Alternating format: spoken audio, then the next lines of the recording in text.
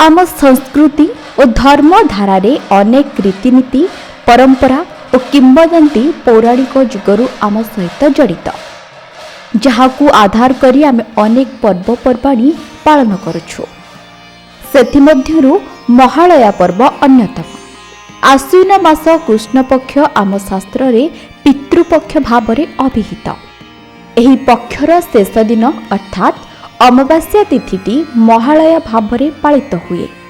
एही दिन पूर्वपुरुषंक उद्देश्य रे श्राद्ध अर्पण करा जाए। एहाकू अन्य अर्थरे पितृपर्व बोली मध्य कुहा जाए।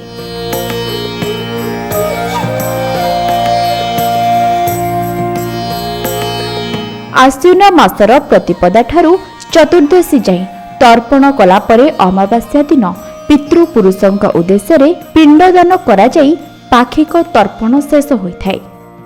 महालया श्राद्धर विशेषत्व हेउछि एही तर्पण रे ब्रह्मा विष्णु रुद्र प्रजापति आचार्य वेद छंद गंधर्वगण देवगण पूर्णाचार्य संवत्सर सावयव नागगण पक्ष भक्ष पिशाच वनस्पति औषध भूतग्राम चतुष्टय एवं पृथ्वी आदि 20 देवगण को गोटे थर तर्पण करा जाइथाय।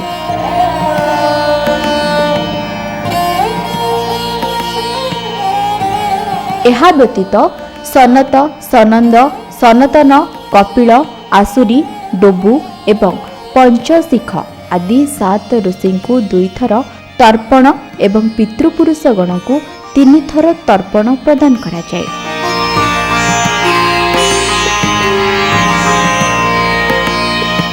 एही पवित्र दिवस को महालया कुहाजिबार अनेक कारण रही। सेथिमध्यरु पितृ तर्पण रे पितांकु रुद्र पितामहंकु वसु और प्रपितामहंकु आदित्य रूपे कल्पित करा जाइथाय। पिंडदातांक आलय रे सर्वदेव ऋषि एवं पितृपुरुषंक उपस्थिति हेतु एहाकू महालया श्राद्ध कुहा जाए।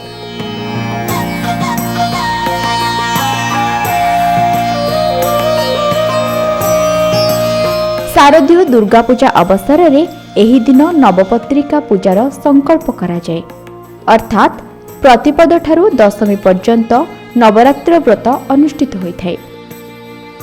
समाज रे संयमता तथा पूर्व सूरी को सम्मान देवा उद्देश्य रे महालया पालन करा जाइथाय, जहा आम संस्कृतिर एक नियारा पर्व।